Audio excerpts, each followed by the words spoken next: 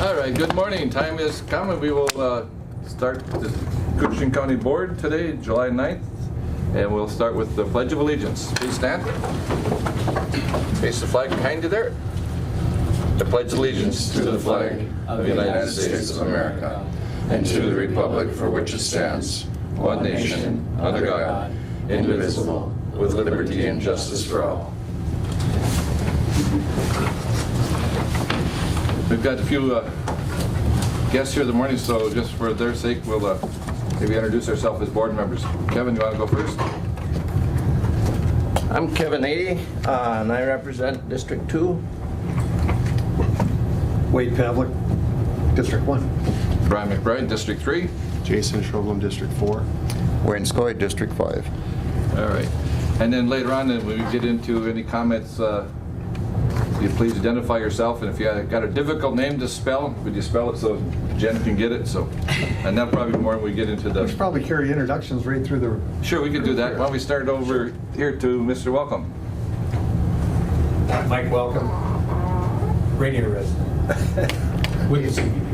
Pete Schultz, Director of the Convention and Visitors Bureau. Darcy Sullivan, KCCTV. Robert Sullivan, Mike Falls resident.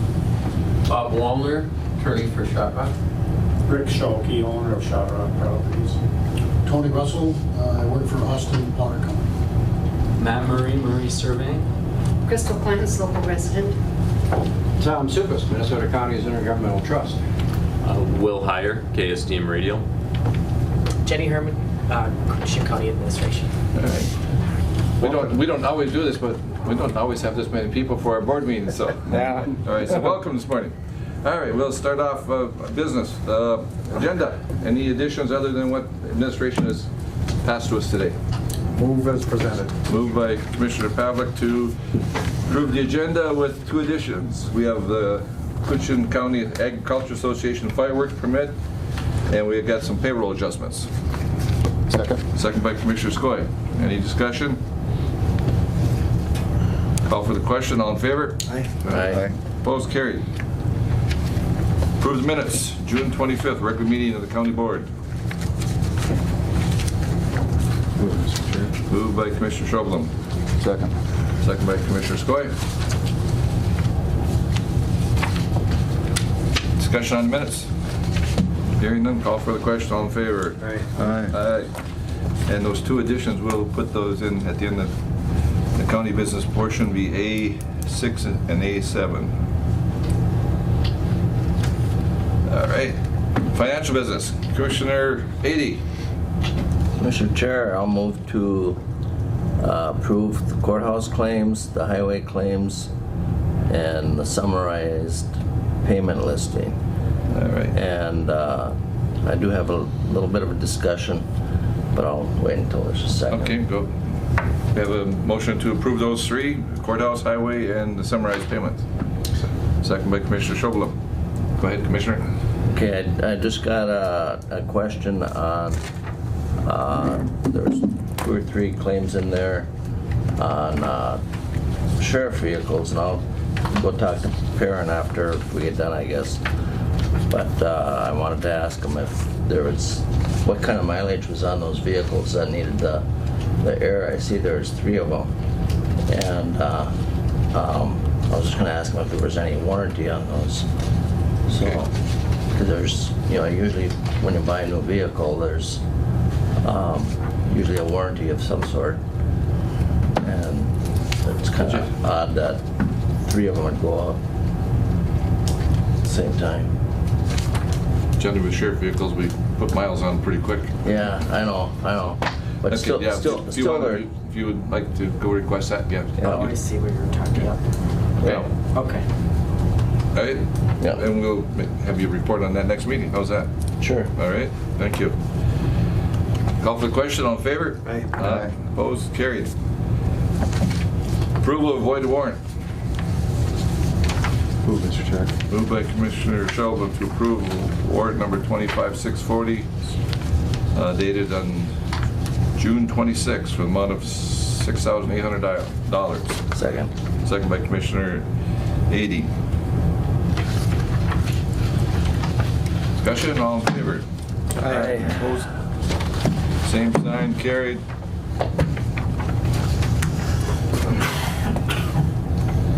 Okay, adopt resolution accepting donation to the general fund. We have a donation from Polar Ski Club, donated $18,386.52. I believe that's part of the matching fund Exactly. from the Bog Walk. Mm-hmm. So we need to form a resolution to accept a donation. Move. Moved by Commissioner Skoye, Second, Mr. Chair. by Commissioner Sjoblom. Discussion? That Bog Walk is a huge hit.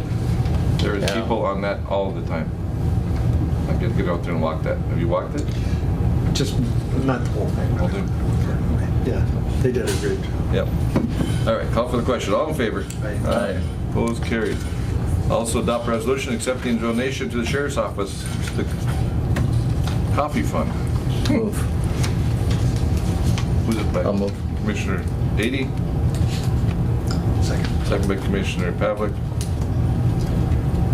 All in favor? Aye. Aye. Opposed, carried. Oh, Tom should be in here. All right, now I'm gonna go jump around here and get these out of the way. Okay, that'd be great. Yep. Janelle's not gonna be here, is she? No, she's off today. You know what, I'm gonna go down and get those in, and then we'll come back to Tom. Okay. All right?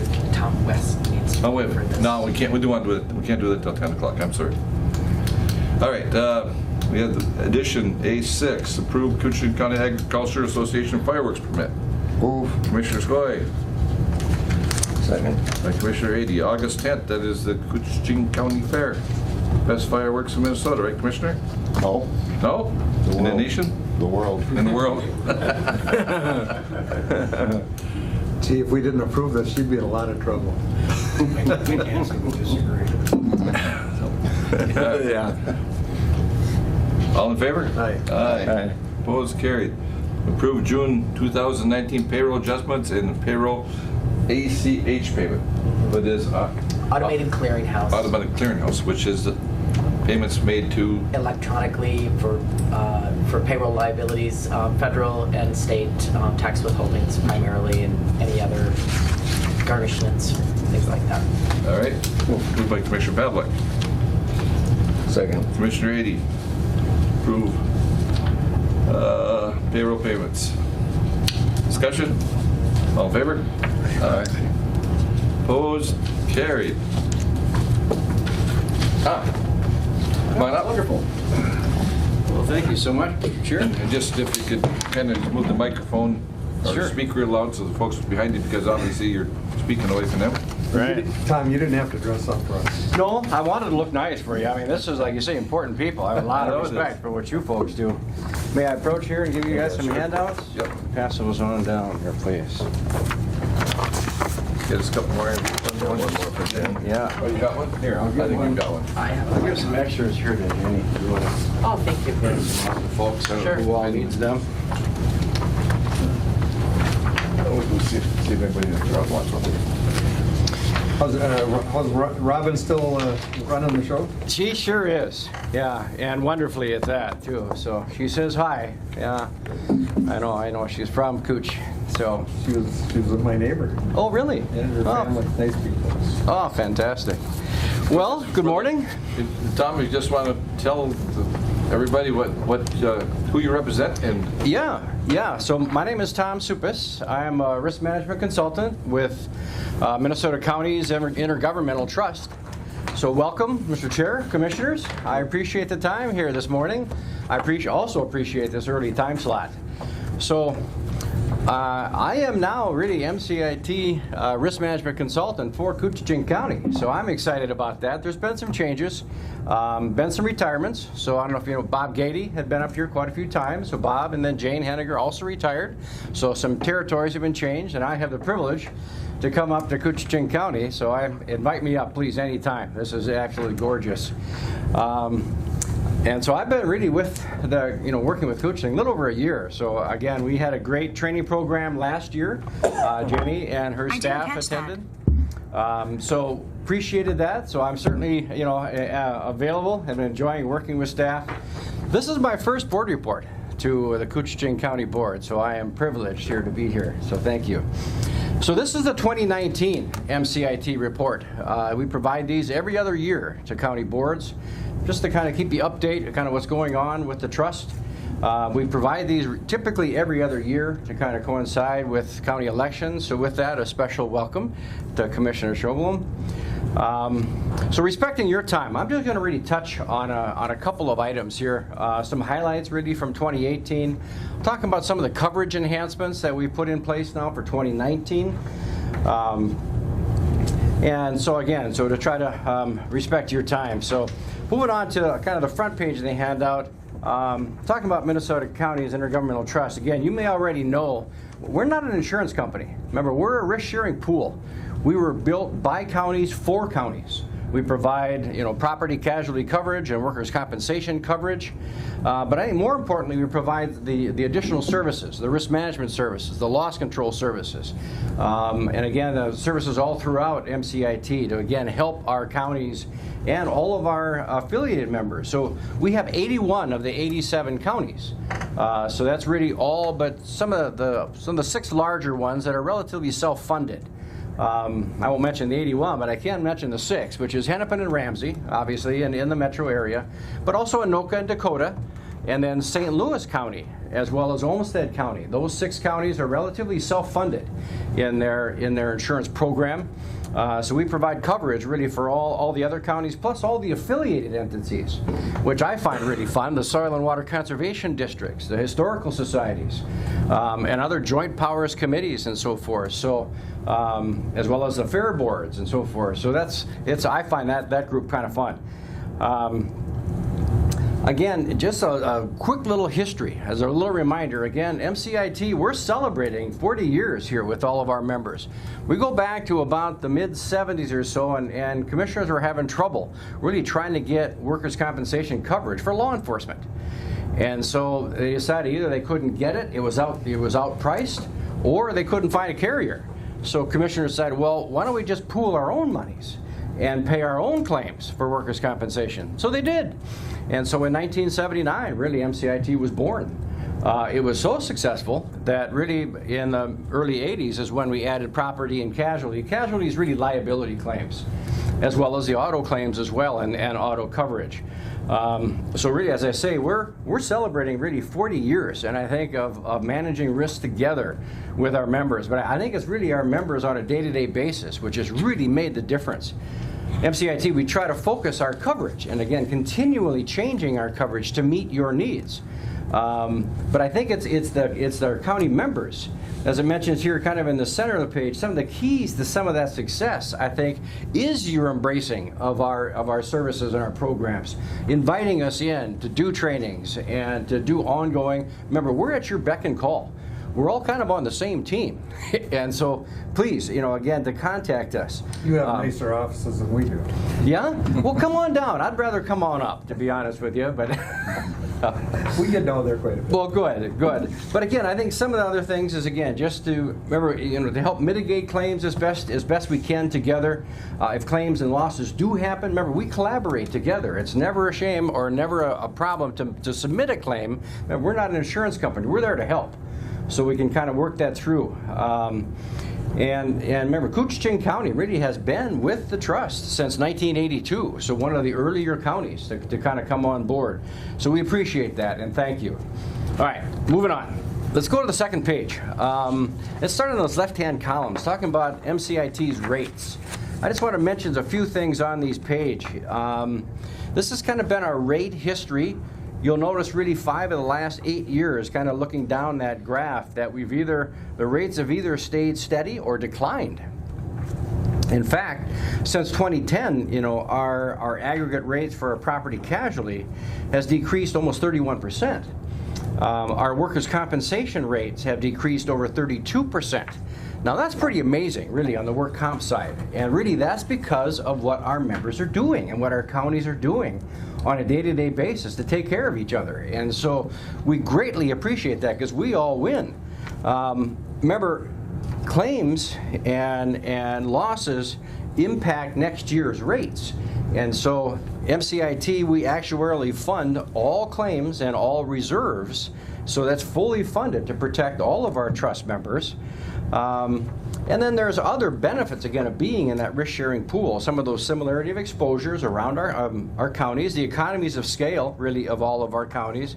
But that kind of rate stability and rate reductions, I think, is really helping to put those dollars back in your, in your budget so that you can work with that on a day-to-day basis.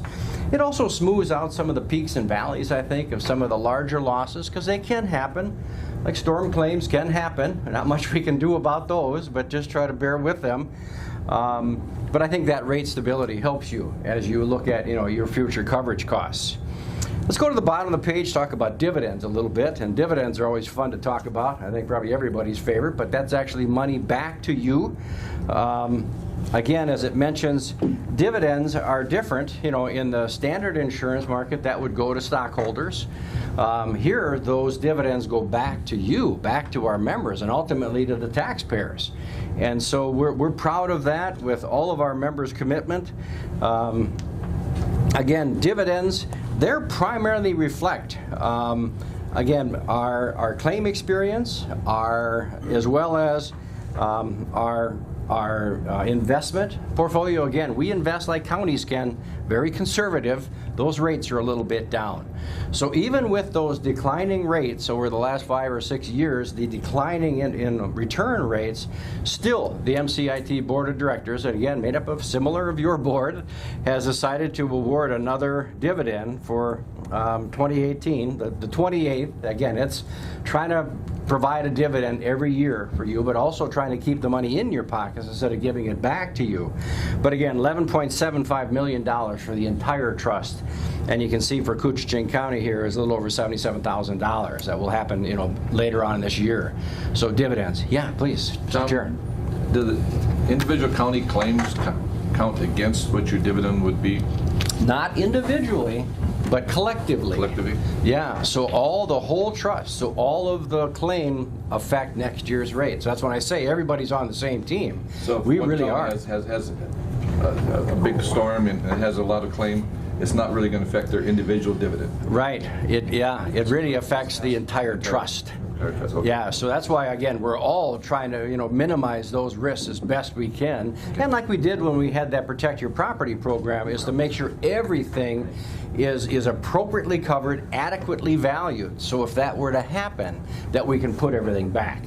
And so that's really key. And so we appreciate all the staff's time to really kind of go through all that. All right, so again, dividends are not guaranteed, but again, I have been offered the last 28 years. So moving to the center page, just talk about claims, just a little bit. The top, these pie charts really kind of look at property casualty claims over the years of 2014 to 2018. Again, 2019, they're still kind of developing. This is the entire trust, MCIT as a whole.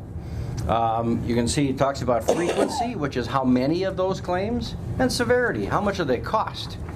Well, you can see auto is still really the leading driver of both frequency and severity. Again, frequency, we have probably about 10,500 vehicles really in the trust, so you can see why that is a fairly large exposure. And again, a lot of our training programs are built around that to try to reduce some of those costs. Followed by general liability claims as far as frequent and severe. It's again mostly auto, but property follows in second place there again. Most of that is weather related. And also you can see some of the public employee liability and law enforcement liability. You put those together and those can be some of the most severe.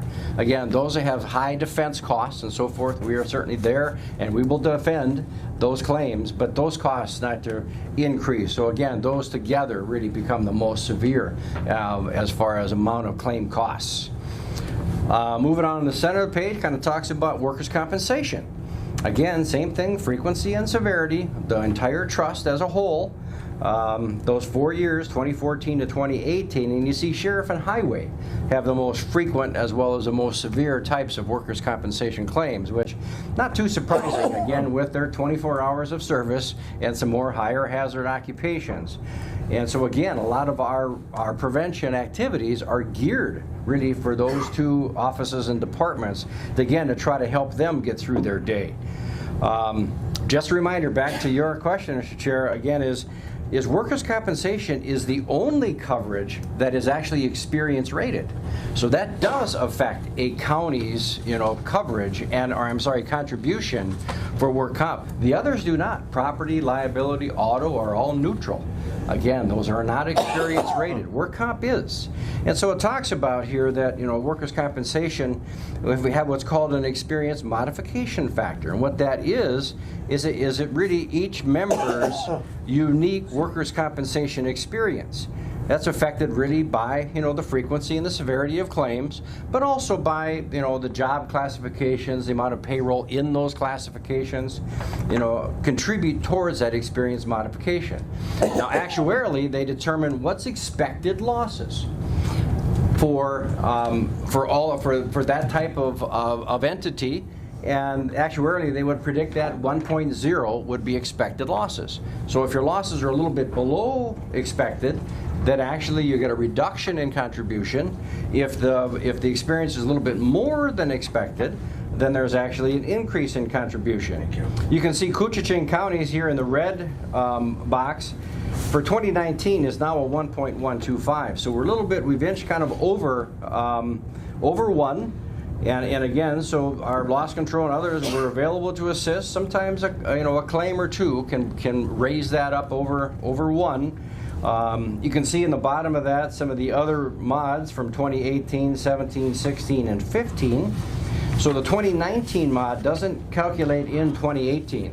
They're still kind of developing. So it's the previous years of 17, 16, and 15 make up 19's mod. And so you'll see next year 15 will drop off, 18 will come on. So again, those claims kind of stay with you for a few years. So again, that's why we're trying to minimize those as best we can.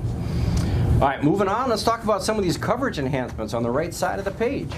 Again, and the MCIT Board of Directors, again, always trying to listen to members' requests. What kind of interests are there as far as claims and coverages? So you'll see for January 1st, 2019, increased the limits on the data compromise Cyber 1 type of coverage. And again, that's an unfortunately emerging risk. It's not really driven by claims yet, but there's exposures there. And so the MCIT board increased those limits as a just-in-caser. Also, builder's risk, they increase that. So if you're doing projects up to now $750,000, you have automatic builder's risk coverage. If your project is greater than $750,000, you have to go outside of the trust to get that builder's risk type of coverage. And that's critical because things can happen during construction.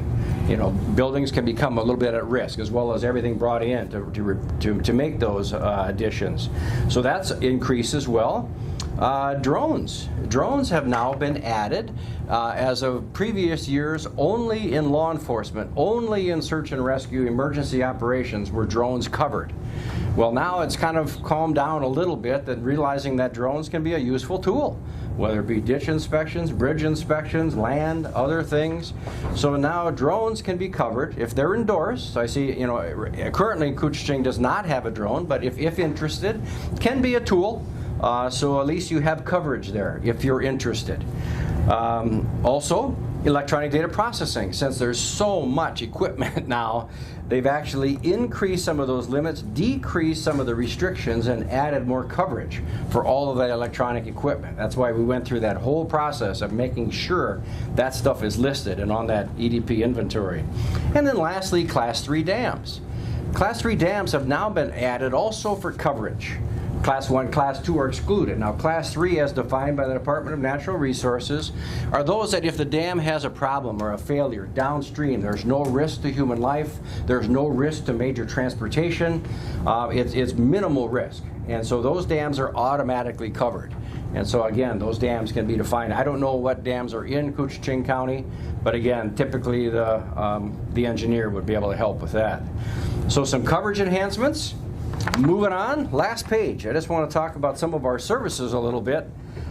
First one talks about risk management services. So again, I'm the fortunate to be able to work with Koochiching on, again, any coverage questions you have, any liability questions you have, anything regarding our coverage, what's covered, what's not covered, can be very helpful at times to make sure that, again, we kind of match up.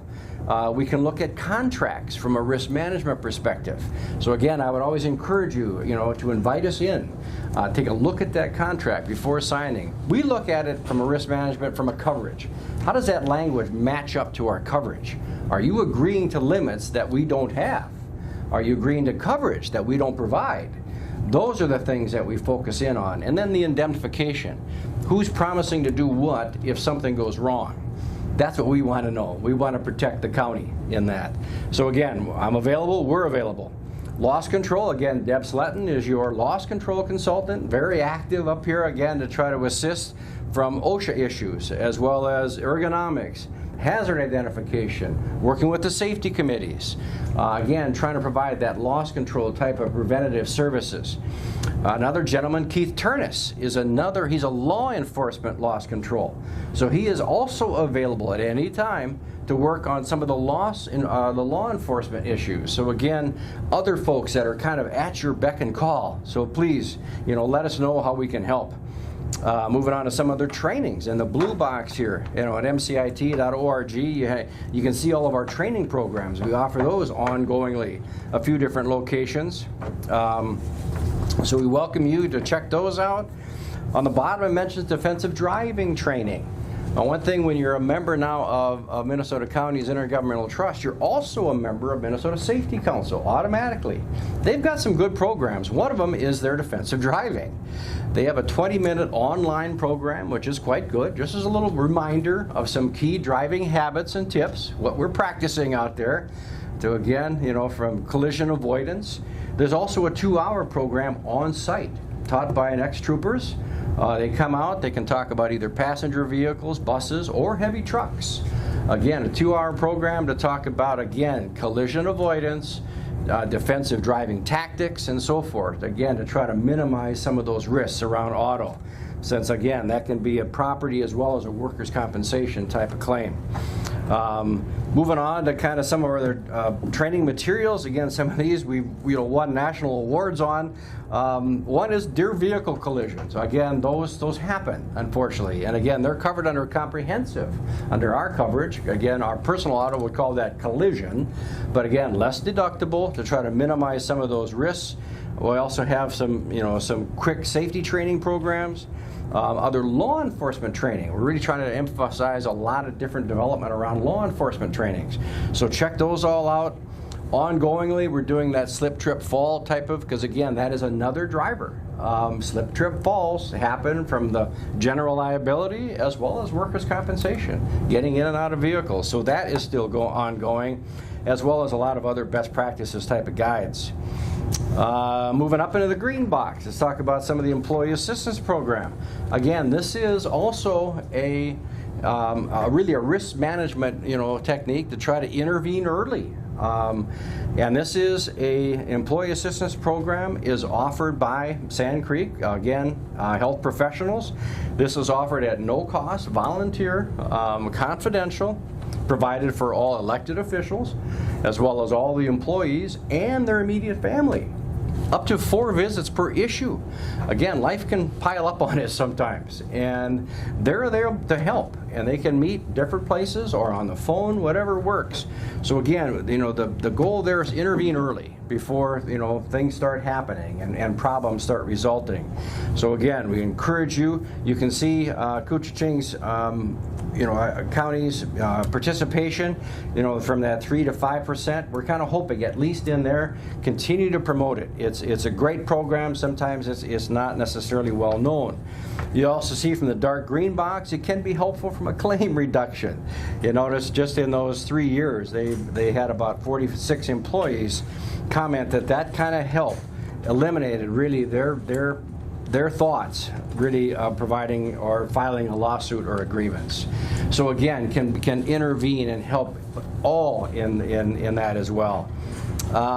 Moving on, talking about the commissioners, again, we are deeply grateful for what you do and how you do it. And I know the staff appreciates, how you support, all of their safety initiatives, all their return to work efforts, all their training programs. Again, all of your support and participation in that is greatly appreciated, knowing that benefits us all. So again, we greatly appreciate and thank you what you do. So on behalf of the MCIT Board of Directors, all of our service team and training team, we thank you for your ongoing participation, ongoing support of MCIT, and more importantly, I think your commitment to really making this program really work for you on a day-to-day basis. So that concludes my report, so thank you. You started with MCIT in '92? The actual program MCIT started in '79. But I mean you, personally. Oh, personally? Yeah. No, I've actually only been on board about 2 years. Oh, okay. Prior to that, I was with the city of Brooklyn Park as their risk manager for many, many years. Okay. And so cities are fun, but I think counties are really cool. I mean, a lot more happens at the county level. Plus all these other entities I find really fascinating too. So I'm greatly enjoying it. MCIT is just a marvelous organization. I knew about them for a long time. Make sure you tell Robin we all said hello. All right, I will do that. I will do that. All right, Tom, thank you. Anybody have any questions? No, very thorough. Very good. Okay. Very, very good. Okay. Are you on your way to Lake Woods now? Or? Actually, no. Now I'm heading down south. I'm in Itasca. Going to Itasca? This afternoon. So this afternoon? They have an afternoon meeting. Okay. Yeah. They're nice down there, but not nice as we are. No, I wouldn't think so. But that's to say. So please invite me. I'm back up. Yeah. You're working your way home anyway. Yeah, exactly. Working our way back south. Yeah. So I'd rather just stay up here. But yeah. Anyway. All right. Thank you so much. Mm-hmm. Thanks.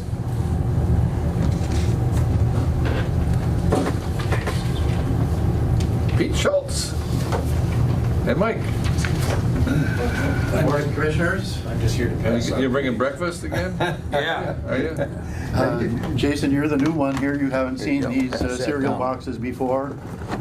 We've put some information on the CVB's annual report in these very cool boxes that come from Explore Minnesota Tourism because they include some statewide figures you might be interested in reviewing, and also we're able to fit more information in there.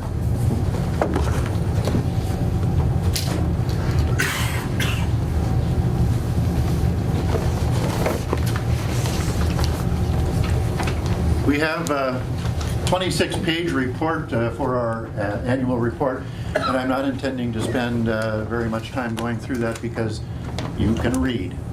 But I do want to point out a couple of things. Within the box, we have some examples of our printed advertising. And Mike, if you didn't know, is the president of the CVB board. He's rather a bit proud of the statewide Minnesota Fishing Guide ad. It's a full-page ad that features his grandkids. You know, I noticed he got a lot grayer. It must be from all the pressure. It is. And the report outlines some of the traditional advertising that we've done in the past year. And the end result is that lodging tax collections are up in the 3 taxing districts that support the CVB.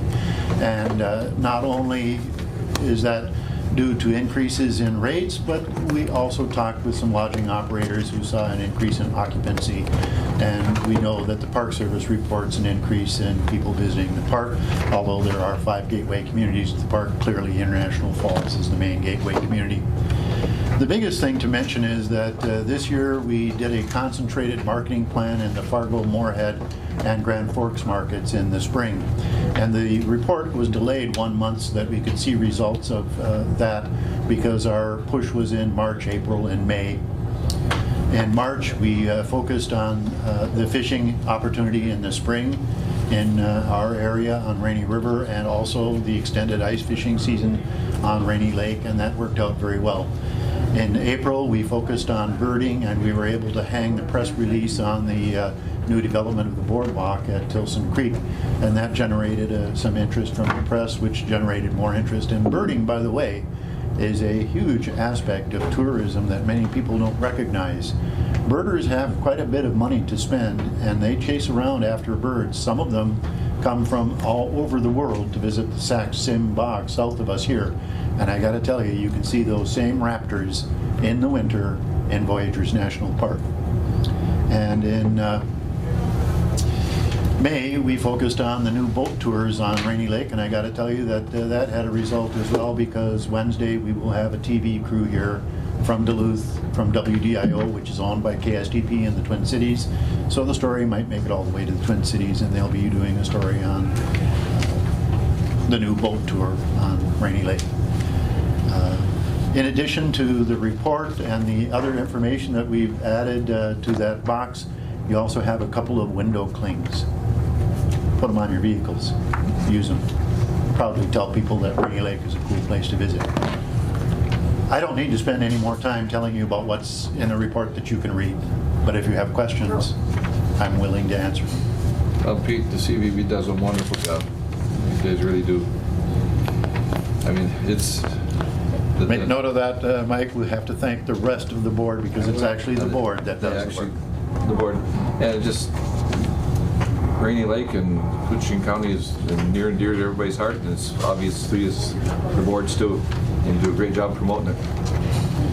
You know, sometimes it's hard to read or try to measure your successes.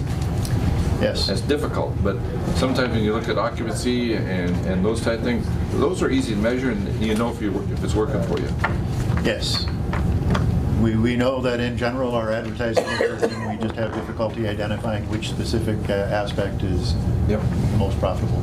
But that's anytime you collect people's money, they want to see results, and it's sometimes hard to quantify or qualify, but generally you got some measures that we can see that it works.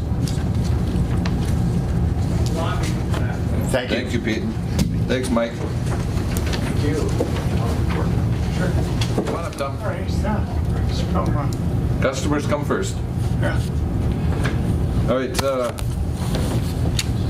Human Resources Business. Insurance Committee met and award agent record for ancillary and health insurance benefits.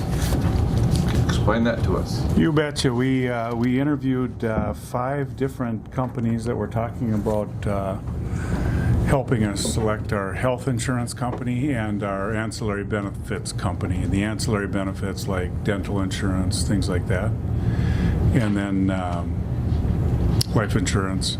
And then the health insurance, what the hope is that they'll be able to negotiate with our health insurers and be able to save us the kind of money that they're talking about charging us, which is approximately 20 grand.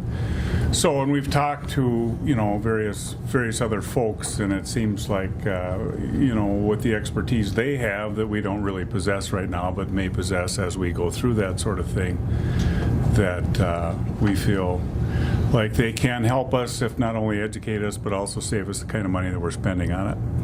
So that being said, we made some recommendations. I think you probably have them there in front of you, in terms of who we would select to do that sort of work. Should we so choose? Should you folks choose? So questions of me, I think they would work with Jenny and Janelle, human resource folks, to kind of get us up to speed. So. Questions of me? Nope. So, was there a name of the company? NIS. NIS. Yeah. All right. I don't have it in front of me right now. NIS. National Insurance Service. It's Right. That's their name. That's... And then the ancillary benefits are going to be separated. We're going to continue with integrity benefits. We're currently using for that. They seem to have a pretty good feel for that market and provide the county with additional services that we're going to try to use a little bit more to the extent that they offer. So motion to accept Insurance Committee recommendation or request for proposal to NIS. Is it a contract? Enter into contract, or are we requesting? Yes, we're requesting that we hire them. Okay. I'll move. Tom had something to add too. Okay, go. I was just going to mention, to add to what Jenny was saying, that Integrity specializes in that area. They work with almost all the counties and the ancillary benefits. That's their specialty. They stay out of health insurance. So they came in and they talked to us first.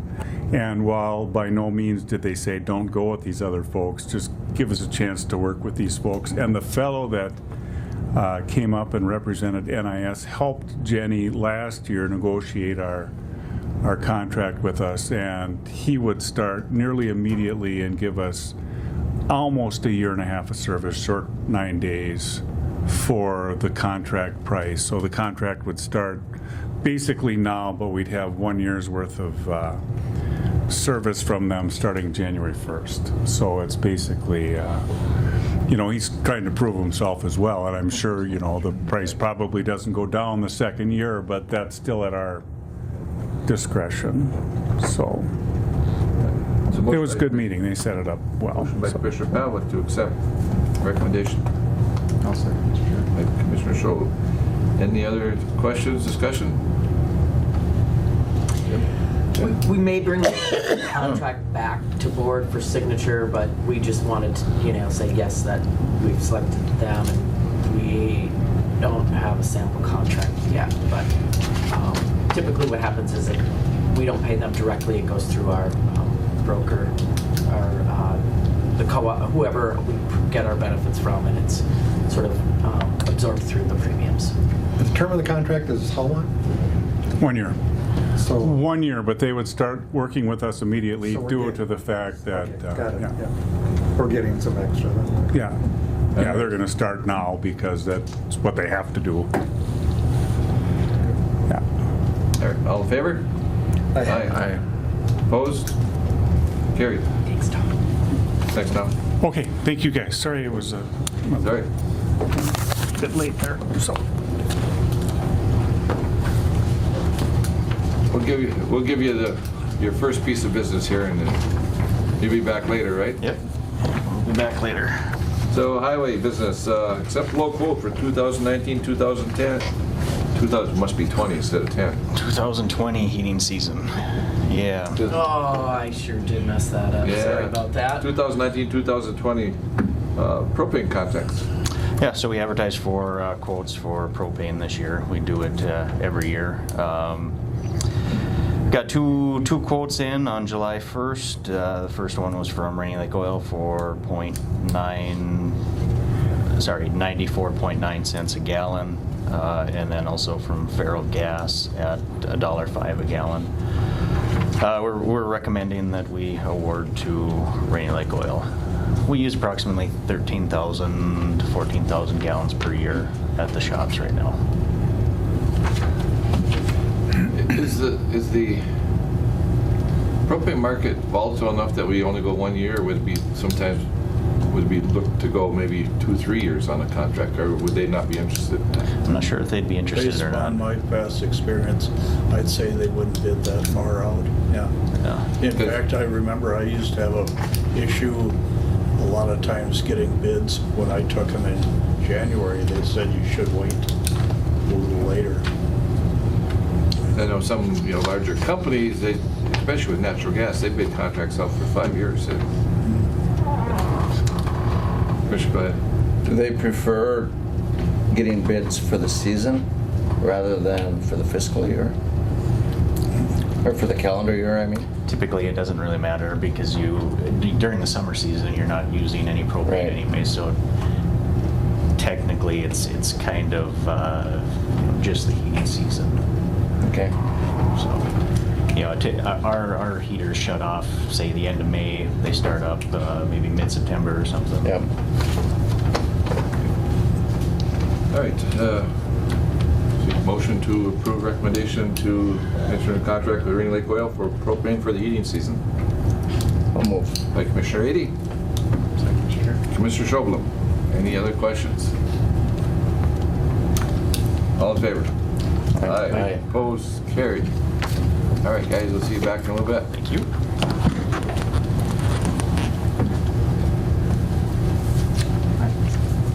Matt. Hi. Good morning. Everybody, we're a couple of minutes late, but not too bad. We're doing all right here. Well, actually, we're kind of only 5 minutes.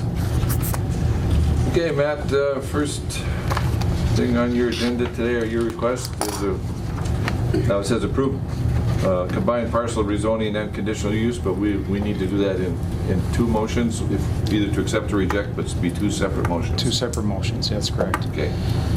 So what we're looking at is... be sure you speak loud, Matt, so yeah. here.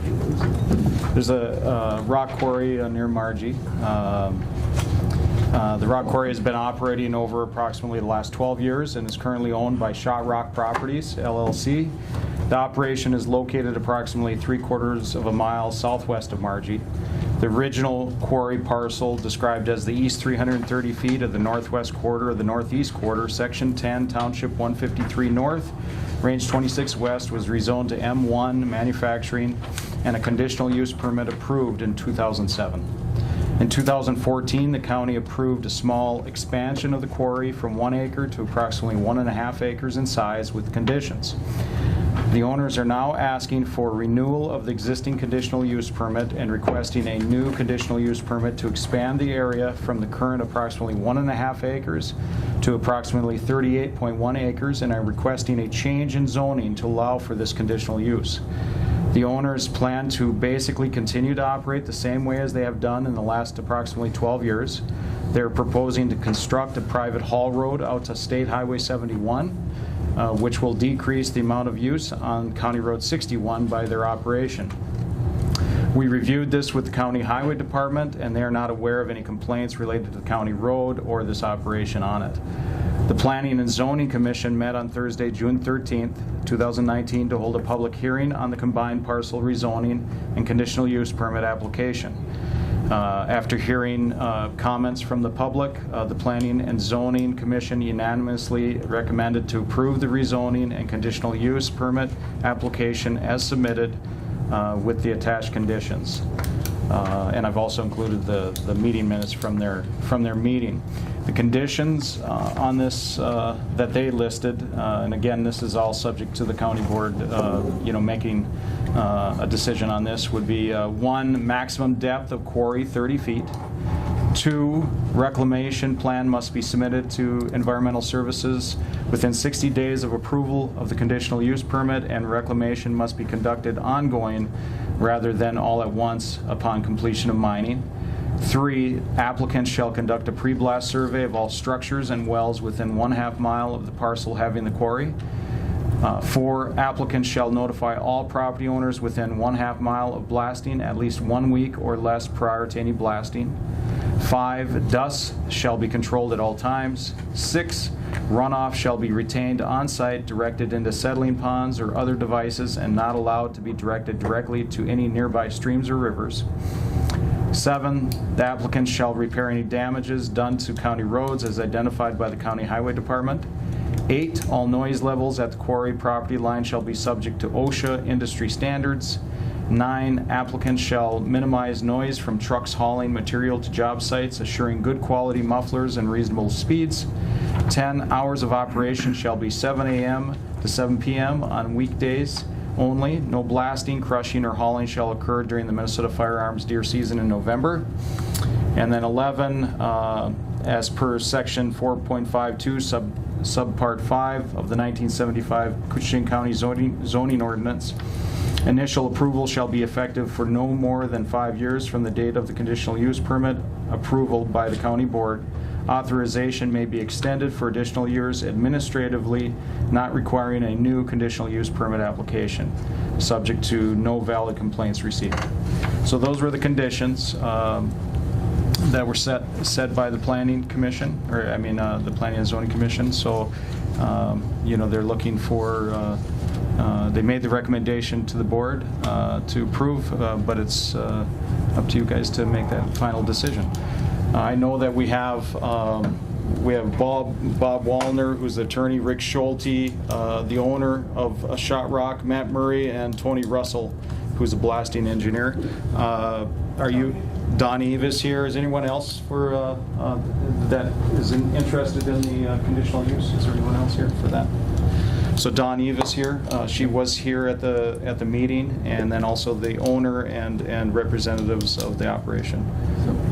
I think, Matt, before we take any action, maybe first like to hear from Shot Rock and then anybody else, if Don or anybody else in the audience would like to address the board.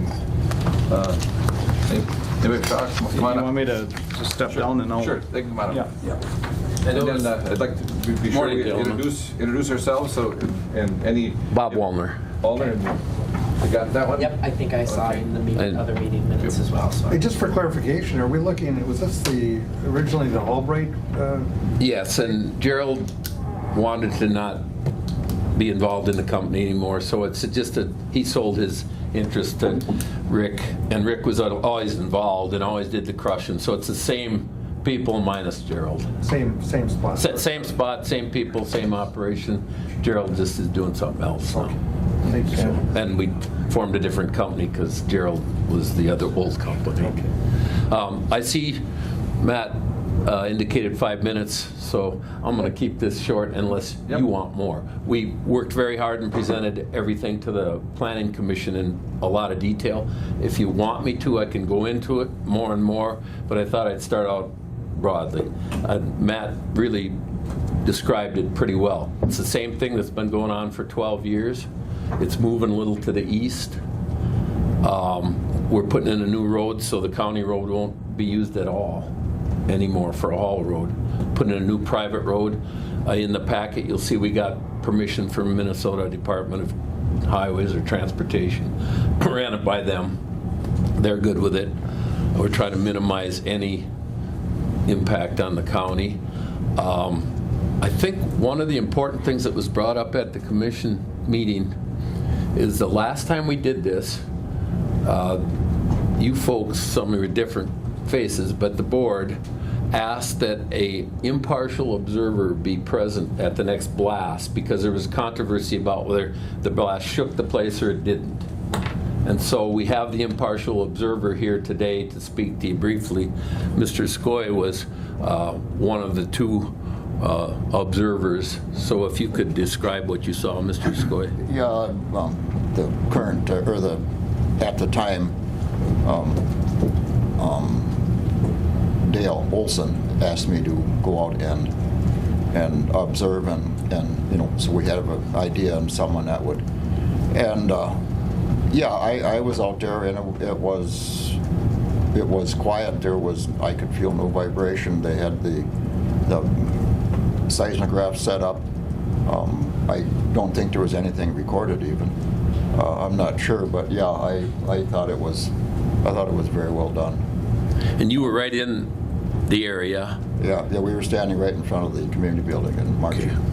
And I think one of the things you described to me, at least, and I don't know if I think you told the commission about it too. You described how when the snow comes down on the edges of the roofs, how it'll kind of curl before it falls off. Mm-hmm. And there was snow like that day, Mr. Skoy? Yes. Did the blast even cause that snow to fall? No, it did not. So I think that's the best firsthand absolute witness to the whole thing. Yeah. As to the conditions to the permit, we went through each one with the commission. Took quite a bit of time that evening, and the commission asked, they'd say they would like this. Would that work for my client and the company? And we'd figured out so it would be what the commission wanted, and yet it would be workable. And each one of those was thought out, I thought, on both sides very carefully to work. And in addition to that, in addition to those conditions, Mr. Murray, Matt Murray is here this morning, Murray Surveying, and he worked on a couple more items that aren't even on those conditions. And I think he worked with Mr. Gwynn on those. That was the stormwater and pumping permit? Yeah, so we talked about having an industrial stormwater permit in place, and I know that Mr. Murray is working to get that in place. Is that correct? Actually, Matt, if Matt could address it, I think he's got a draft already prepared. He finished it at 4 a.m. this morning to have it done for the board. But Matt, would you address that? Sure. Come on, Matt. I'll step to the side here. Oh, man, we trust your dad. No, you're. I understand. I gotta earn it, right? Don't Bob high for us. Will do. Thank you. So yeah, we put together an industrial stormwater permit. Basically, when you fall under a sector called mining, the state requires an industrial stormwater permit to be prepared, and that addresses kind of site runoff and what best management practices will be used to minimize site runoff. So we went through the process. This is the actual stormwater pollution prevention plan here. A permit and fee gets submitted to the MPCA, and then at any time I guess they can come out and inspect the site and make sure that the plan is being followed. So because there is a trout stream within a mile, there's additional requirements. But this site really, having been there during spring melt and seeing it, there's it's mainly rock, so there's not a lot of silt or sediment or that type of thing that's causing any water quality degradation issues. So everything's looking pretty good. They already had implemented a lot of the best management practices, so everything's working pretty smooth out there. So that permit is filed with the county and MPCA, or? So it's filed with the MPCA. So we got an email from Margie Coyle from the DNR concerning this potential development, and they had concerns regarding potential water allocations, releases of water from the operations and activities, and stormwater potential erosion impact that may result from the operation. And so based on that, my suggestion to the operators was that we make sure that any permits that would be required that are in place, get them in place. And I know these stormwater permits, in many cases, we don't have them in other locations. I mean, and so it's kind of a new push by the state to have these in place, and I think there's nothing wrong with it, and it sounds like they're getting it in place. So some are there conditional use permits for the same type of operation right now are not covered? Well, I would say even some of our county operations don't have that. So this is kind of a new issue. Well, it's been around, but it's a new push. Okay. So. Thanks, Matt. Yeah, thank you. Well, I've got Go ahead. Yeah, before Matt leaves, I don't know whether he's this or not, but as I recall, 12 years ago, we had a lot of opposition. One of the issues was wells. And I mean, are they monitored, the wells, so that... I could address that. Okay. The earlier permit that you approved said that there should be 2 monitoring wells on site. We had that all the time. Okay. One was the old building site, that's still there. We drilled another one because you asked us to. That was there all the time. Nobody ever monitored it, but we had it there because that was the condition, and we would put another one if you want. And I think even though no one was monitoring it, I think the position on board at the time was to have that well. Absolutely. So if there was a problem, Yep. they could go out. And we did it. Good. But the one got mined through. It's gone, but we can put another one. The other one that's the original home site well is still there. We've sold that property to another private hunting group, but they're friendly with Rick, and we could get permission for the county or whoever to monitor that water anytime you need it. And it's in existence and it's close by, so we thought it was best to leave that one where it is. It would be the best for you to use if you needed something. And maybe there should be, some language addressing that so that we got a way to inspect if there's ever an issue. It was in there. I think the Planning Commission's position was because there was no concern that they just didn't add it as a condition, but it certainly could be. So. Well, we haven't heard from everyone. That's right. My guess is there will be some concern here, so let's see what comes. I'm just going to hand, this is an email that I received here this morning on Don Eve too, just additional information. Right. Yeah. And then there was one other permit that Matt wasn't involved in, but Mr. Schulke was, I think, was a dewatering permit, right? Yeah. And you're getting that directly. Yeah. That's the permit to pump the, and we'll get that directly from the DNR. Okay. Yeah, in the industrial stormwater permit, it's a matter of writing a check for $400 and getting the application in. We didn't do it until we have the approval, So we have your approval, right. Okay. then we would do that. All right. So, thank you. Yeah. right, thanks, Matt. Is there any other questions of any kind? Not yet. We may. Okay. Yeah. All right. Next one. Before we're doing consideration, Matt, you got anything else before we take any comments? Well, I just think that we could take comments and then Sure. and then go from there. So, anybody would like to approach board and comment? And would you state your name, please? I'm Dawn Eve. Can you hear me okay? Welcome, Don. Sure. Okay, I didn't bring my packet and my pictures of all the damage that happened several years ago or anything, and all the proof of anything, because it's like singing to the choir. But in 2005, the county did vote no to this proposal because it was too sensitive of an area and too close to our village. A year and a half later, this unannounced illegal blast does happen, and damage does happen to the properties and the environment for over a mile away. And ever since then, it's been, we were told that, okay, they found the Environmental Service Director found a loophole that you can blast in your field rock, and they permitted them, and the rock was supposed to get moved out, and it was going to be over with in 5 years. Well, that's been going on, and I would like for the board and the proposers to be above the board instead of below the board with dishonesty and manipulation. I have been a victim of this personally. It has cost me money. The money I got back didn't even pay for the attorneys for the damage. It's devastating. I'm asking for integrity. And rezoning this big in such a sensitive area that has already been proven to be too sensitive of an area is very dangerous and very wrong. And my investment has been for 40 years with this retirement plan, which I've told Wade about, and some of you know about all of this. And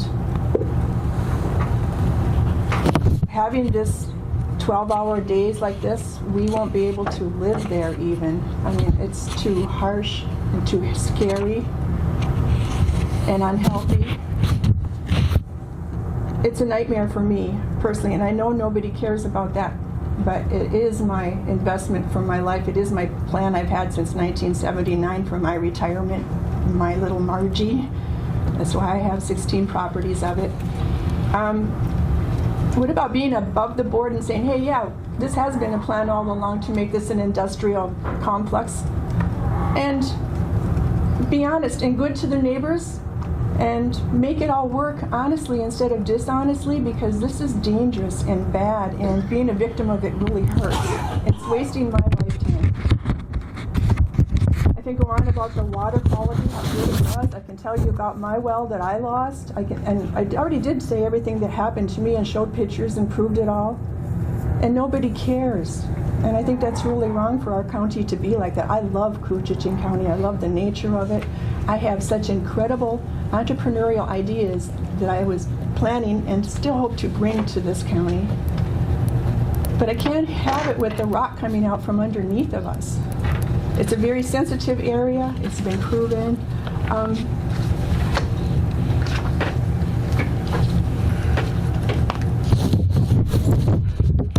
Natural occurring gases, and a lot of the issues have not been spoken about, and none of those requirements that have been supposed to be followed through for the last 12 years, nobody has followed through on that. We haven't been done right.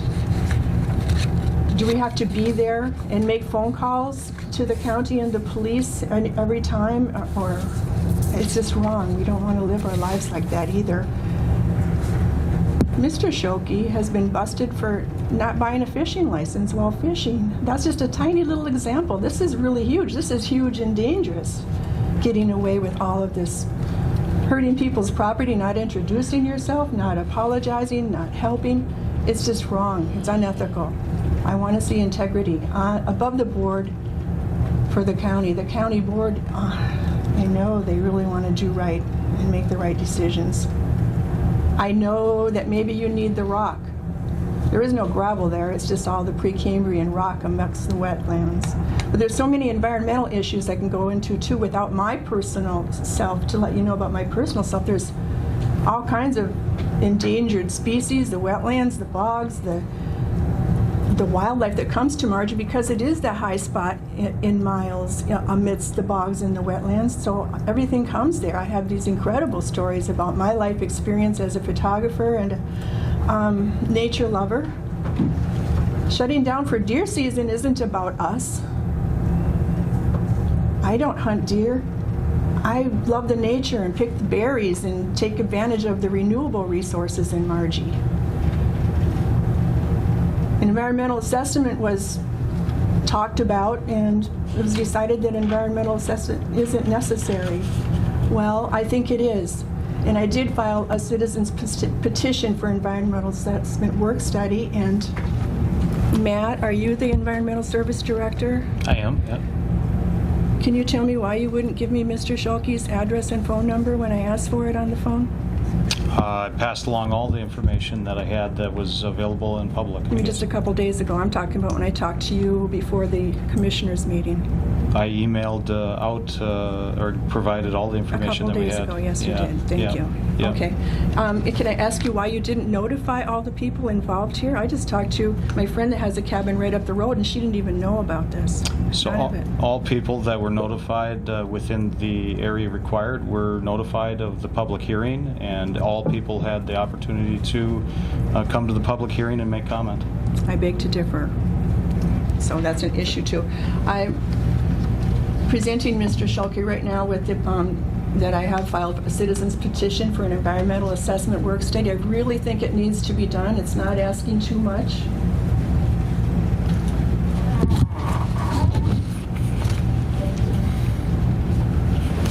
And I guess that's it for me. I just want you to know that this is, my heart's in this for years. And I want to go forward and do really good things here in this county. I get blasted away. Thank you. Thank you. Any other comment, Commissioner? As far as the community building that Wayne was at when you did the blast, I'm sorry, I didn't catch the first. as far as the community building, wasn't it the community building that you said that the snow was kind of hanging down? How far is that from the blast site? About 3/4? Yeah, up to 3/4 of a mile. About 3/4 of a mile? Yeah. Okay. That I think is the building that Donnie owns. Okay. I believe. Is that correct, ma'am? Okay. So that's why she had complained the other time. Yep. And that's one of the reasons that the board, I That believe, building was directed that somebody be there by her building to see Okay. what effect it would have. Okay. Can I ask a question about that? What time of the year was that blast? It was in, I would say early in March, end of February. When the ground was still frozen? There's a big difference in wetlands and rock when the ground is not with the shock waves. And when you invite authority out to see how safe your blast is, what kind of a blast are you going to blast? I wasn't invited by the blasting people. The environmental services people Correct. had asked if I would go out and observe it. Right, but don't they all sleep in the same bed? That's, I'm sorry, I can't answer that. I'd like to address the Just, okay. Go ahead and introduce your name. Tony Russell with Austin Powder Company. Come on, Tony. I'm sorry. Tony Russell, you're with Austin Power. Powder? Powder? Yeah. We're not talking the spy here. I thought, I was gonna say the movie. No, Austin Powers, no. I couldn't resist. I just want to clear up a few miscommunications here with blasting. Our company's been around a long time. We care deeply about the citizens around the area. I try to treat people around the blast the way I would want to be treated. So I don't forget, when the ground is frozen, the vibration levels go up. They don't go down. I would think so. Okay. So that's a misnomer there, but the vibration levels that we have recorded are extremely low, if there are any, okay? And we've recorded a bunch of them around different places inside there. We use computerized blasting caps, and it's run through a modeling system that's costs hundreds and hundreds of thousands of dollars, that's been developed over in a different country. And through that computerized system, it actually takes all the residents in the area, and it figures out the best 20,000 or 30,000 configurations down to about 20, okay? And then from those 20, you need to use some of your experience to go from there, okay? So that's what we've been using in this quarry. And there's nothing like it in the rest of the United States, so it's the cutting edge of electronic blasting right now, and that's what's being used in this quarry. And I think for fairness to disclosure, I'm not sure if you're aware or not, but your company right now has been hired by you folks to develop a ordinance, isn't it? We're looking at putting together a blasting ordinance for the county. Yeah, for your county, so I thought that's fair that be disclosed. Have you done work for Thorson? We have. Yeah. And I had the opportunity to see one of these blasts out here, and instead of exploding it, kind of imploded. Sure. Yeah. It all depends on the area and where you're at. And how you set it up, Yeah, Very exactly. Become very... We blast about, I don't know, 7 or 8 different operations up in this neck of the woods right now. May I ask how often do you blast? I mean, how On this job? Yeah, how far does the blast go? Pardon me? How far will the blast go? How many years of rock? How many tonnage? What ton can you get out of it? We normally, we tried for economic reasons. We try to blast 20,000 pounds at a time, okay? But when I say 20,000 pounds, that's all calculated. It might be a half a hole going off at a time. It depends on where you're at. We blast 200 feet from $1 million homes with 150-foot high walls.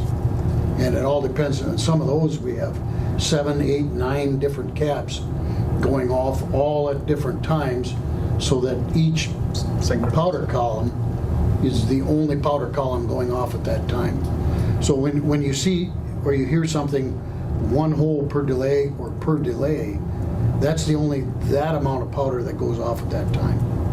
So, and that's to answer your question too, I think, how many times do you think you blasted in 5 years? In 5 years, probably 3 average. I think we figured we've done 7 in 12 years, I think. So we're not talking about very often. We're talking about 7 in 12 years, maybe 1 every other year, roughly. And that's what we anticipate to keep going. I mean, we're not promising that there won't be 2 in 1 year. And that's one part of the blasting. The other is the crushing. Now, yeah, and then how long do you run the crushers? I was just doing my calculation there. I would say it averages about 20 days a year of actual crushing. Some days maybe have been 40, 45, and then some years we're not there.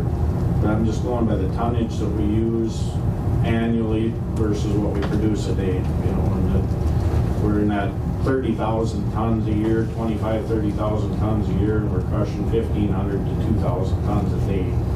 So 2,000 tons a day to 15 days would be 30,000 tons. Sometimes we do a couple of years worth at a time, and then don't go for a year. So yeah, it's not like the crusher's sitting there hammering away all year round. I mean, we try to be as productive as we can and get in and get out, you know, for obvious reasons. What are you looking at with this large expansion, like hauling it all over the counties and stuff? Will it be much larger than this little 1 acre thing you've been doing? I don't have a crystal ball to say what's going to happen in the future. The markets will control that, but I don't see any big changes at this point. Okay. We've been pigeonholed in the corner of that piece of property between the wetland, our property line, and the road. And it'd be nice to get some room to pile, and it's been tough where we're at to operate out of it.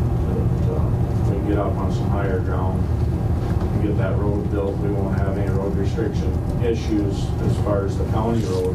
The spring of the year is a good time for us to haul when we're trying to call people back to work, but we're not real busy yet. But kind of a interim time period where people are wanting to get off unemployment, and it works pretty good for us to haul rock if we could. So.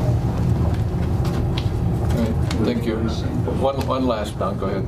I was wondering about those trucks, when you say, will the trucks be going in the county road and coming out the other road? We talked about that at the commission meeting, and normally no. The only reason I wouldn't say not ever is if you ever did a larger job and you'd like to do a circular route with the trucks. A lot of times it's nicer not to have them meet each other on a small haul road where they can come in empty on 61 and go out on our new road. But the intent is to keep the trucks on our new road that we're going to build.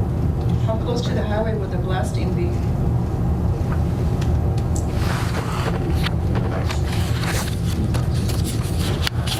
Well, yeah, with more than that, I think 4,000 feet, I'd say. Something like that. I haven't measured that. Real close to that right now. Yeah. All right, Matt. If it's 3/4 of a mile of margin, 3,000 to 4,000 feet. All right, so we'll bring it back to the board. And any other comments from the board members? Questions for public or with the requesters? So Matt, the first would be to consider a rezoning. Yep, a rezoning of the parcel. Request to change the zoning of the northeast quarter of Section 10 and the northwest quarter of Section 11. Township 153, Range 26, from R1 low-density residential to M1 manufacturing in order to allow for the expansion of the existing quarry. And that's what's all lined in turquoise here. So, thank you. Yeah. I got the answer. Yeah, yeah.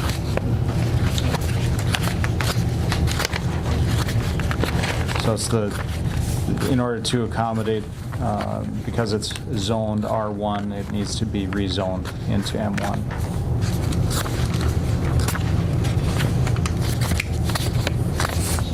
All right, wishes of the board. And that was approved by the Planning and Zoning Committee, that request, correct? They made the recommendation to approve the rezoning and the conditional use. So first we're going to... And I just have a question. Yeah, go ahead. And then your proposed private road, is that the dotted line? No, it's white, it looks like the white line. There's kind of an existing trail in there already. Yeah, this. You can actually drive a pickup up into here right now. It's kind of an existing You need to see it.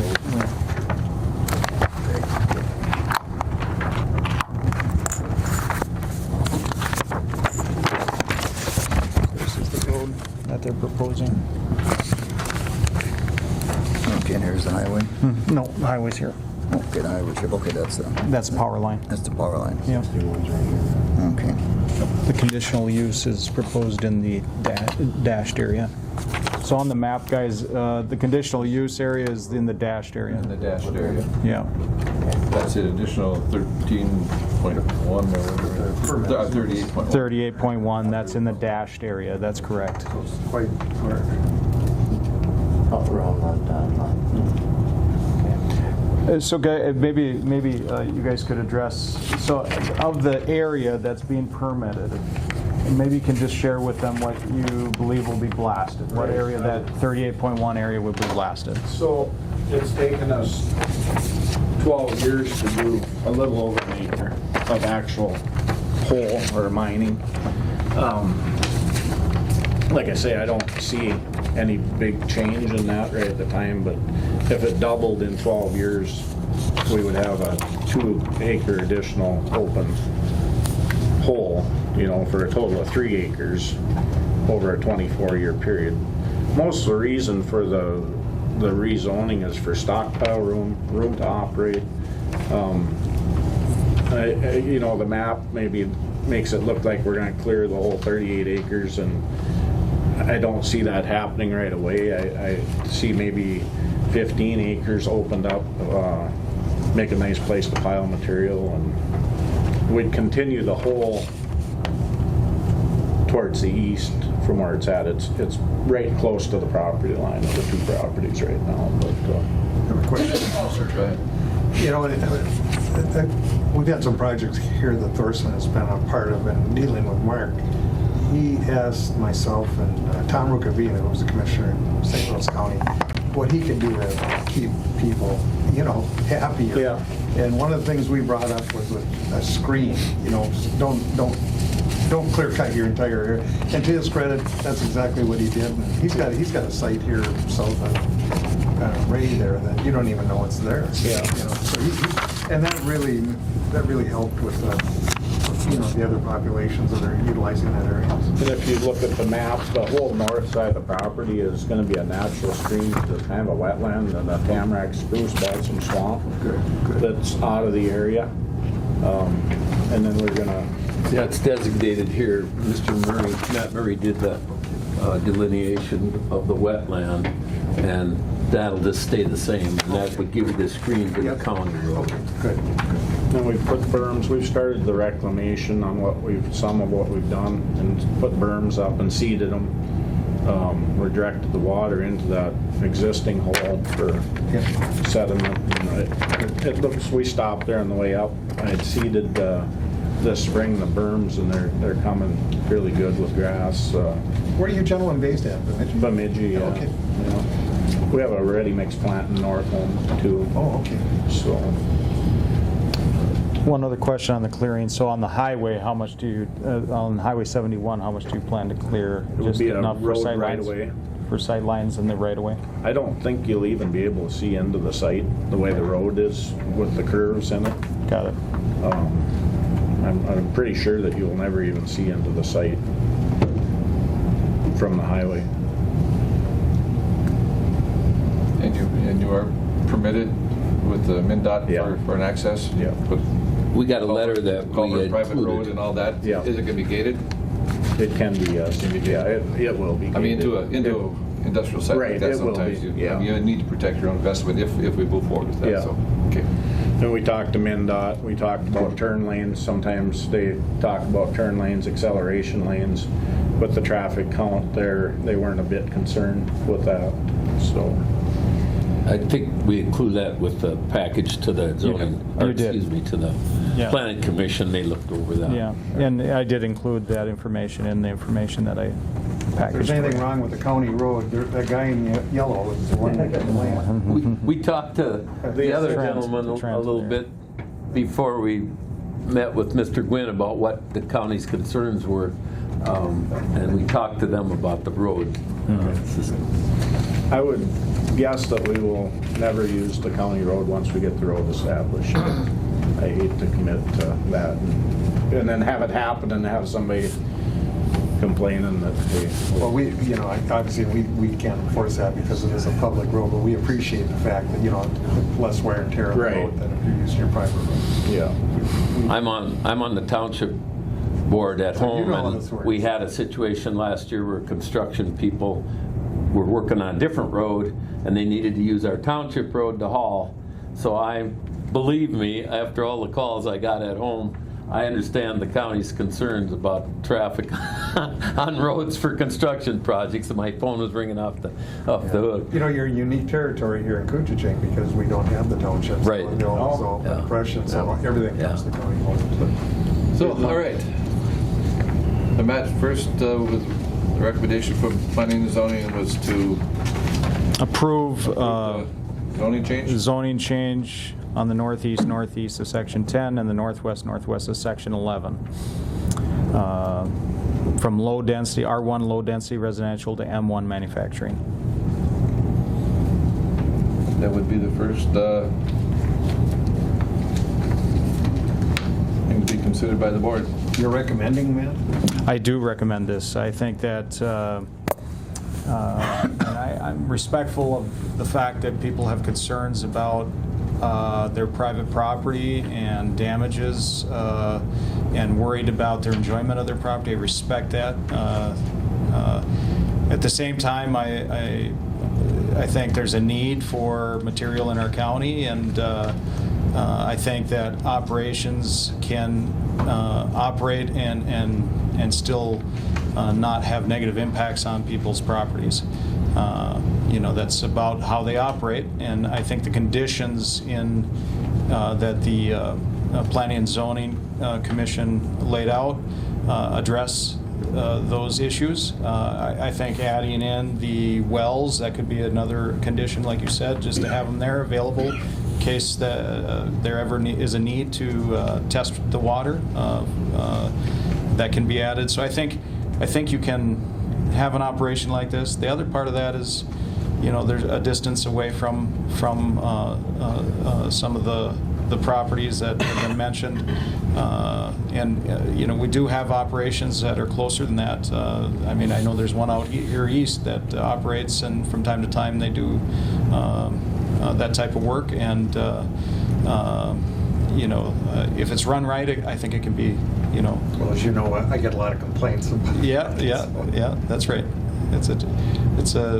The key is the operator and making sure that, if you have the conditions in place, I think that you're protecting everybody in that Well, it sounds like process. it's built in by the fact that you have to go to planning and zoning every 2 years then? So every 5 years, there would be an administrative request. So they would That would go request to Environmental Services. That's correct. Yes. So then it goes, based on complaints. If we got some complaints that made us concerned, and obviously you would receive the complaints too as county commissioners, and you would be informing me about those types of things, and we would document them, and so we would probably contact the operators and say, hey, look, we got a complaint on this particular thing. You need to be aware of that and make sure you take care of those items.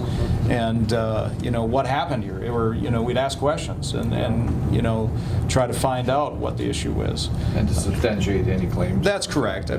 We want to be fair to all parties involved, but I think it's important to have that communication and make sure we protect all the concerns that might arise. The other part is, the blasting is regulated by the State Fire Marshal, and I know that they do the reports, the seismograph reports at every blast. You have that information available for the State Fire Marshal. I assume it would be available to us at any time if we needed it. Yes. And I forwarded you some of that. That's correct. To give them an example what we had available and what we'd absolutely share with it, anytime. Yeah, and so maybe that could be also in a condition in the conditional use permit if we request the seismograph information that they provided, and that it's required if we ask for it, and just to cover the basis on that particular issue, because that is a concern. If you get somebody that loads up too much, certainly that could be an issue. We've seen that. We do that. We do that in a lot of areas. There'll be somebody on the board, or usually a city engineer, will actually, we have to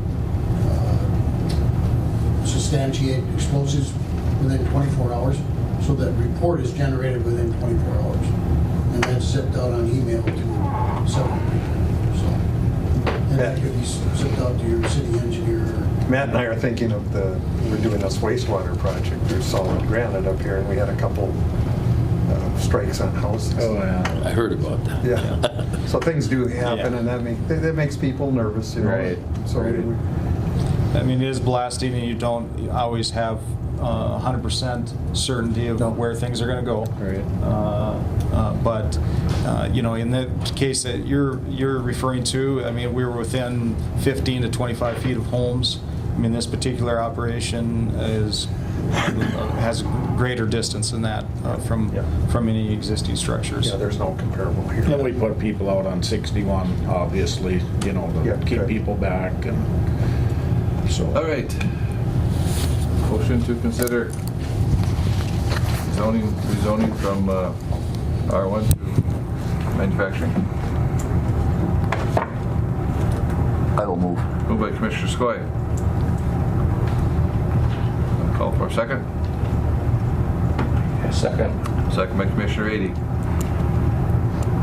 Any other further discussion at the board level? Call for the question. All in favor? Aye. Aye. Rezoning is approved. Second issue is to consider a conditional use permit expanding from 1.5 acres to 38.1 acres. So I would just state, including the list of conditions, Right. and are we going, and this is up to you to decide, but Commissioner Pavlik had mentioned making sure we have 2 monitoring wells to be located on or near the site, placed in case water needs to be tested, and then the seismograph information, requiring, if we request that information, that it be provided to the county. I would think that if we have a motion and then approval, we could add that to that motion if requested. Moved by Commissioner Patrick with those 2 additions to the conditional use permit, and they're acceptable. We'll go to that in a second. So we have motion by Commissioner Pavlik, second by Commissioner Sjoblom. All right, we have the 2 additions to the conditional use permit. They would be acceptable to the petitioner. Yes. That would be adding another well. Yep. And seismograph available to the county On request. on request. Yes. Okay. Any other comments, questions from the board? You get around a lot, because I see you in a lot of places. That blasting business. Yeah. All right, with that, call for the question. All in favor? Aye. Opposed? Motion's carried. Thank you, gentlemen. Thank you. Thank you for the citizens with their concerns. Yeah, thank you. Continue to be watchdogs over your community, and all right, thank you, Doug. Thank you. Thank you. All right, Matt, we have one member of the Board of Adjustments. Yes. Let me get there, guys. Yeah, we're gonna get there. Bear with me. I got 2 pages to go through. I got to get down to the bottom of that too. Where I put it. All right. That's Zoning. one member, right? Yep. All right. Very good. That's right on. Approved appointment of Mike Heibel Yes. to a vacant position, So- Koochiching County Board of Adjustment. Oh, there it is. I said it over here, guys. So we advertised for membership on both the Board of Adjustment and the Planning and Zoning Commission. Mike Highball graciously submitted interest in being on the Board of Adjustment. We did not receive... The translation is he was the only applicant. We did not receive any other interest, and we still have some members to fill. So you need a motion on that? I do, I think yes. we better move quick before he changes his mind. Moved by Commissioner Pavlik to appoint Mike Heibel. He'll be a good member. Paul second. Second by Commissioner Skoye. Comments, questions? Mike is well qualified to serve on that. So, call for the question. All in favor? Aye. Opposed? Carried. Keep advertising. Yeah. If you Okay, we got a couple of sewer projects. Yes, so this is a item that we've talked about in the past. So Wagner is requesting a change order to change the substantially completed date from July 4th to September 12th, and completed and ready for final payment from July 27th to honor before October 4th, 2019. This construction completion date extension is due to adding additional grinder stations to the scope of work. Although this change order does not add any additional amounts to Wagner's contract, so there's no additional cost that they'll be charging us, we will have additional inspection and engineering, construction, administration costs. So, and that's the next item on our agenda here, but, so there's an additional cost. Substantial. Yeah, it's $112,000 for inspection from SEH. So in approving this change order, I guess we could look at other options to try to do inspection, but I would not, I think we need to have our engineer involved involved, for sure. Unless Doug wants to volunteer, I guess. He didn't hear me, but. I mean, we have to do what we got to do, but I just find it hard that we've added that many grinder stations that we need. That's caused too much delay. I have questions about that, but. Yeah, so in their documentation, and again, this was reviewed by Jason Chop, our engineer, but you know, their installation of grinder stations takes longer than what was planned, I guess, is the bottom line. You know, lots of complications. The rock is deeper. You know, we're blasting deeper than what we did in previous projects. There's more restoration. We're in tighter locations. So those items definitely have an impact. There's been also other items within the project that, you know, change of conditions as far as you know, more rock versus soil in the plans and that kind of thing. But this is what they're proposing, and there was a lot of discussion with the contractor and us to try to you know, make it all make sense. So far, this is only on contract A. This is on contract A, but I can tell you that we are, you know, being requested for an extension on contract B. The only thing that I would say on that is that if we approve this extension and we approve another contract amendment to SEH's inspection and engineering services, if that's approved and then we get another contract extension on contract B, there would not be additional expense because we already have the engineer in place. Not additional expense, just time. And we have the right inspector. He does a good job. So Yeah. with that, I'll offer. Moved by Commissioner Pavlik to accept the request for, looks like about a 6 or 7 week extension in substantial completion, correct? Yeah, from July 4th to September 12th, and then ready for final payment from July 27th to October 4th. Motion by Commissioner Pavlik. Second. Second by Commissioner Ady. Discussion. Go ahead, Commissioner. Where's the extra money coming from? So we are funding the project through the grants that we've received,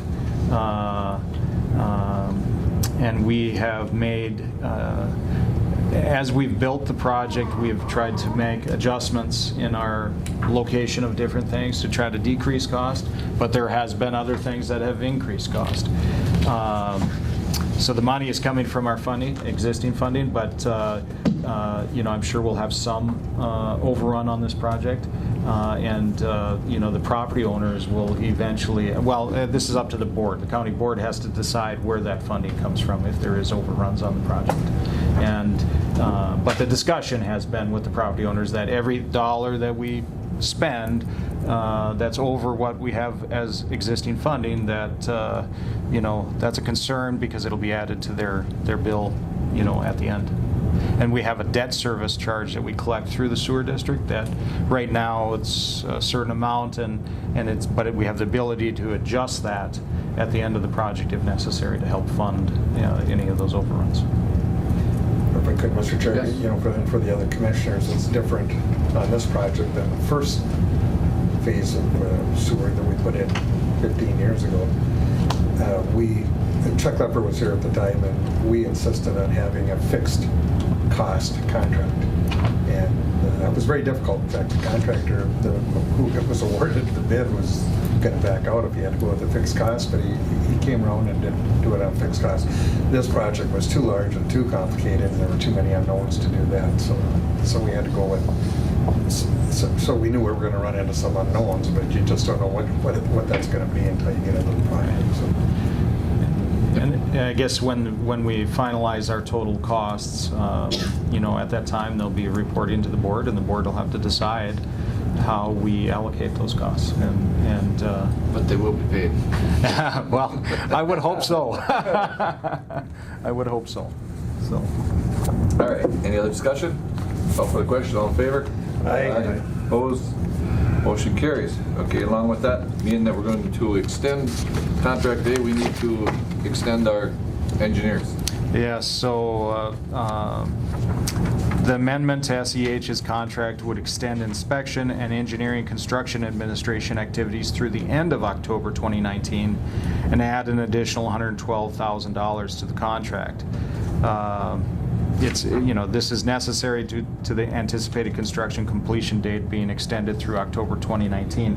Now, in the previous item, we talked about a October 4th being the final payment.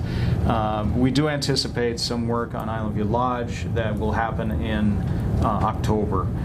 That is something that we're working with the engineers to do a final design and get that construction done. So this contract with the SEH puts us through the end of October, which would at least include the majority of that work also. So we're pushing out just a little further than what the date in Wagner's contract is right now. So, and that'll be a change order on another contract. That Island View Lodge will be a change order on another item that'll bring to the board once that's ready. That engineering cost negotiable?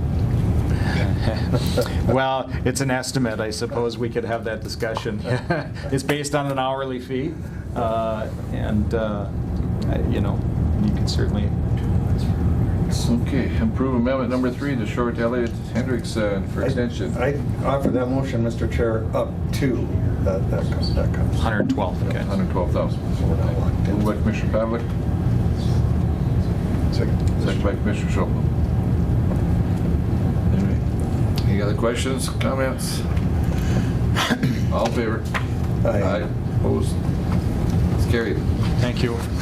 Matt, have you made any inroads yet with those gaskets on those pumps? Have you heard anything? They've replaced some of the gaskets. I know they replaced gaskets on both residence locations and those that have failed anyways on a commercial entity. They are investigating, doing some investigation as to there's a difference in the gaskets. The old on jackfish, the gaskets are on the pump when they slide down the rail, but on this operation, the gaskets are on the flange, and the diameter of the grinder station is so small you got to go on your head straight down to replace the gasket. It's very The gasket should be on the pump. So when you pull the pump, you replace the gasket, slide it back down. This is. Does that go back to our engineer? It's a design, but it was a design sent by the manufacturer of the pumps, and then the engineer reviews that and. But we've been blowing a few gaskets, and we're not exactly sure if we're getting if it's overpressure or what's doing it. Or so some of those, pressure. some of those gaskets or the gaskets that came. The ones they're sending now are a thicker material and seem to be holding better. Okay. And so there's a investigation on whether or not those gaskets that were originally sent were the right gasket, just to make sure that was correct. Well, I mean, I would continue to be concerned though about having to have people go in upside down. It's concerned East Cooch, the employees that we contract through North Cooch, that they have a concern of that issue because we're going to have 200 pumps out there, whatever we're going to have, and if we're going to have all these gasket issues, in the middle of January, you don't want to be standing on your head inside a pipe like that. So I made a request to our engineer about, geez, first of all, we have grinder stations that are not in the ground right now. Can we just replace all those gaskets right now? And there's a process for it. I mean, I guess I don't know the cost of replacing the gaskets, but it seems like it'd be a lot cheaper than when it's in the ground. Yep, absolutely. So, but if they're the wrong gaskets, then they have to replace them. Then there's no. So we have to make sure that they're meeting the specs that were originally. There might have been just a mistake when they manufactured. Someone grabbed the wrong box of gaskets or something. Just grabbed the wrong part and put it on there. But we're going to verify that, and then if there's any other items that we need to address, that will be addressed. Our operating pressures may be a little different than what they designed. Hopefully, that's not question, but Yeah, so there's some other items that we'll need to look at, but there's a whole investigation process through this. And it's not, when I talked to Jason, I said, Jason Chopp, the engineer, I said, just let's replace them. He said, well, we have to go through allow the pump manufacturer go through the process to be able to identify the problem before we just say this is what's going to be done. Right. You know, so. need to give the manufacturer the benefit of the doubt. That's correct. Let them go through. All right, Matt, anything else? No, thank you very much. Who seconded that? Jason did. Thank you. Right? Okay. He He must be a quiet seconder, because I missed him. He's a quiet second. Okay. Been called worse. I just look and he's like, okay, second. All Thank gotta you do is very look- much. You just gotta look at the chairman, he's gonna give it to you, right? So with that, any board comment, any public comment today? Hearing none, motion to adjourn today's board meeting. Moved by Commissioner Pelick, second by Commissioner Schobel. Okay. All in favor? Aye. Aye.